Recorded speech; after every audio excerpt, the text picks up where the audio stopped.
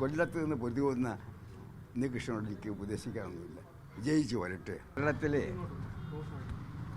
UDFൻ്റെ ചരിത്രത്തിലും കോൺഗ്രസ് ചരിത്രത്തിലും ഇത്രയേറെ വനിതാ സാമാജികന്മാർ അസംബ്ലിയിലേക്ക് ജയിച്ചു വന്നിട്ടില്ല. അതാണ് ഇത്തവണത്തെ ഇലക്ഷൻ്റെ പ്രത്യേകത. വർഷങ്ങളായി ഇടതുപക്ഷത്തിൻ്റെ കോട്ടയായിരുന്ന കൊല്ലം നിയോജകമണ്ഡലം ഇത്തവണ തിരിച്ചു പിടിക്കാൻ കഴിഞ്ഞത് അതിൽ പ്രധാനപ്പെട്ട പങ്ക് ഉണ്ണികൃഷ്ണയ്ക്കാണ്.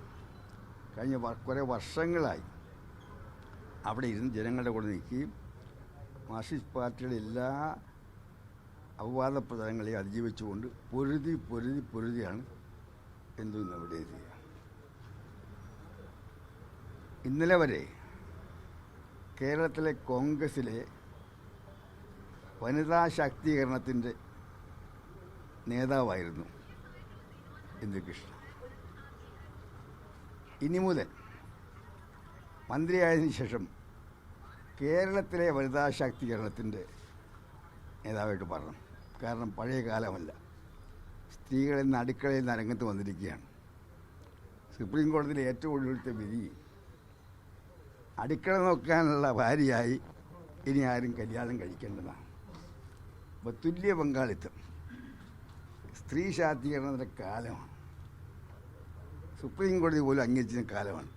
അപ്പോൾ കേരളത്തിലെ സ്ത്രീകളെ, വനിതകളെ, പെൺകുട്ടികളെ അവർക്ക് കൂടുതൽ ശക്തി, തുല്യത നേടിയെടുക്കുന്നതിന് വേണ്ടി പ്രീതിയോ അതുപോലെ തന്നെ ഭയമില്ലാതെ ഒരു ഫൈറ്റ് ചെയ്യുന്ന ഒരു പോരാളിയായി തീർച്ചയായിട്ടും ഉണ്ണികൃഷ്ണൻ ഉണ്ടാകുമെന്ന് എനിക്കറിയാം. കാരണം കഴിഞ്ഞ കുറേ വർഷങ്ങളായി സ്ത്രീകൾക്കെതിരായിട്ട് വരുന്ന ഏത് പ്രശ്നങ്ങളിലും രാഷ്ട്രീയം നോക്കാതെ, ജാതി നോക്കാതെ, മതം നോക്കാതെ സ്ത്രീകളുടെ അവകാശങ്ങൾക്ക് വേണ്ടി അപ്പുറത്തേക്ക് ആരും നോക്കാതെ, ഏത് പാർട്ടിക്കാർ, മിത്രങ്ങളോ ശത്രുക്കളോ നോക്കാതെ അവർക്ക് വേണ്ടി പൊരുതിക്കൊണ്ടിരിക്കുന്ന നിർഭയയായ സ്ത്രീ ശാക്തീകരണത്തിൻ്റെ ഒരു പോരാളിയായിട്ട് ശ്രീ ഉണ്ണികൃഷ്ണയുടെ ക്യാബിനറ്റിലെ വരവ് കേരളത്തിലെ സ്ത്രീകൾക്കാകെ പുതിയൊരു സംരക്ഷണ ബോധവും അവകാശബോധവും ഉണ്ടാക്കും എന്ന് ഞാൻ പ്രതീക്ഷിക്കുന്നു. ഉണ്ണികൃഷ്ണയ്ക്ക് എല്ലാ ആശംസകളും നേരുന്നു. ഉണ്ണികൃഷ്ണൻ KSU മുതൽ പൊരുതി വന്ന ആളാണ്. കൊല്ലത്ത് പൊരുതിയ ആളാണ്. തൊഴിലാളികളുടെ ഈറ്റെന്ന് പറയുന്നത് ആലപ്പുഴയും കൊല്ലമാണ്. കൊല്ലത്ത് നിന്ന് പൊരുതി പോകുന്ന ഉണ്ണികൃഷ്ണനോട് എനിക്ക് ഉപദേശിക്കാനൊന്നുമില്ല. വിജയിച്ചു വരട്ടെ. പിന്നെ വേറൊരു കാര്യം, കേന്ദ്ര ഗവൺമെൻറ് പുതിയ ലേബർ കോഡിന് ശേഷം ഇന്ന് ഇന്ത്യ ഒട്ടാകെ തൊഴിലാളികൾ അടിമകളായി മാറിക്കൊണ്ടിരിക്കുകയാണ്.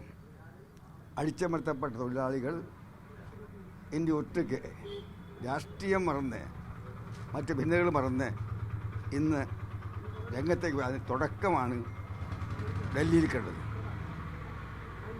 തുടക്കം ഇന്ന് എല്ലാ സ്റ്റേറ്റിലേക്ക് മാറിയിരിക്കുകയാണ്. UPയിലും ഡൽഹിയിലും മറ്റ് സംസ്ഥാനങ്ങളിലേക്ക് പടർന്നു ബാധിക്കുകയാണ്. അപ്പോൾ ലേബർ കോഡ് മൂലം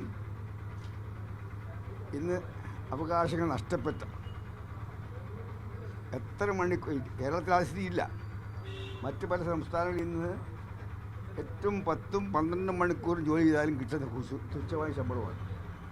ആ സ്ഥിതി കേരളത്തിൽ വരാതിരിക്കാൻ വേണ്ടി ലേബർ കോഡിൻ്റെ കടന്നാക്രമണത്തെ പ്രതിരോധിക്കാൻ വേണ്ടി തൊഴിലാളികളുടെ രക്ഷാകവചമായി മാറട്ടെ ഉണ്ണികൃഷ്ണയുടെ ഈ ഭരണകാലം എന്ന് ആശംസിക്കാറുണ്ട്. തീർച്ചയായും ഞങ്ങളെ എല്ലാവരെയും സംബന്ധിച്ചിടത്തോളം ഞങ്ങളുടെ ആത്മീയ രാഷ്ട്രീയ ഗുരുനാഥനാണ് AK ആന്റണി സാർ. കേരള വിദ്യാർത്ഥി യൂണിയൻ എന്ന പ്രസ്ഥാനത്തിലേക്ക് കടന്നു വന്നപ്പോൾ ഏറ്റവും കൂടുതൽ മനസ്സിൽ പതിഞ്ഞ മുദ്രാവാക്യം, ഏറ്റവും കൂടുതൽ സിന്ദാബാദ് വിളിച്ചത് ആന്റണി സാറിനാണ്.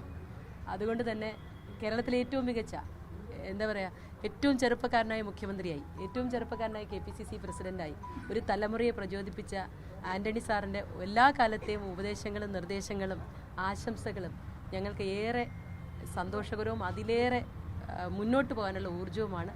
അതുകൊണ്ട് തന്നെ വളരെ സന്തോഷം. ഔദ്യോഗികമായ ചോദ്യം കൂടിയാണ്. അതായത് നിലവിൽ മൂന്നാം ദിനത്തിലേക്ക് കടക്കുമ്പോൾ തന്നെ ഭാവിയിലേക്കൊരു കൂട്ടായ ഒരു തീരുമാനത്തിലൂടെ വിലവർദ്ധന പ്രാബല്യത്തിൽ വരികയാണ്. അതെ, വകുപ്പ് മന്ത്രിയായിട്ട് ചുമതലയേൽക്കുന്നു. ആ സമയത്ത് നേരത്തെ തീരുമാനിച്ചതാണ്. അത് നേരത്തെ തീരുമാനിച്ച് വെച്ചത്. കഴിഞ്ഞ ഗവൺമെൻറ് കാലത്ത് തീരുമാനിച്ച് ഞാൻ മറുപടി പറയാം. കഴിഞ്ഞ ഗവൺമെൻറ് കാലത്ത് തീരുമാനമെടുത്തത് നിങ്ങൾ തീരുമാനം ഗവൺമെൻറ് അംഗീകരിച്ചു, മന്ത്രി അംഗീകരിച്ചു. പക്ഷേ ഭരണം മാറിയിട്ട് അനൗൺസ് ചെയ്യുമെന്ന് പറഞ്ഞതാണ്. അന്നേ തീരുമാനിച്ചൊരു കാര്യത്തിൻ്റെ ഉത്തരവാദിത്വം പുതിയ മന്ത്രിയോട് ചോദിച്ചാൽ പറ്റുമോ? അത് പഴയ മന്ത്രിയോട് ചോദിക്കും. അത് പഴയ മന്ത്രിയോട്. സംസ്ഥാനം പാപ്പരായി എന്നൊരു സാധനം പറഞ്ഞിരുന്നല്ലോ. അതിന് മുൻ ധനകാര്യമന്ത്രി മറുപടി നിങ്ങൾ നേരിട്ട് വന്ന് ചില കാര്യങ്ങൾ വിശദമാക്കി തരാൻ തയ്യാറാണ്. നിങ്ങൾ ധവളപത്രം കാത്തിരിക്കും. ധവളപത്രത്തിൽ എന്താണ് പറയുന്നത്? ധവളപത്രത്തിൽ അത് പഠിക്കുന്നത് ഏറ്റവും നിഷ്പക്ഷപര ഇന്ത്യയുടെ ക്യാബിനറ്റ് സെക്രട്ടറി ആയിരുന്ന ചന്ദ്രശേഖർ, കേരളത്തിലെ ധനകാര്യ സെക്രട്ടറിയാണ് ചന്ദ്രശേഖർ, അതുപോലെ CDSലെ ഉദ്യോഗസ്ഥന്മാർ എല്ലാം നിഷ്പക്ഷരായിട്ടുള്ള സാമ്പത്തിക വിദഗ്ധരാണ്. അവർ പഠിച്ചിട്ട് എന്താ പറയുന്നത് നമുക്കാകാം.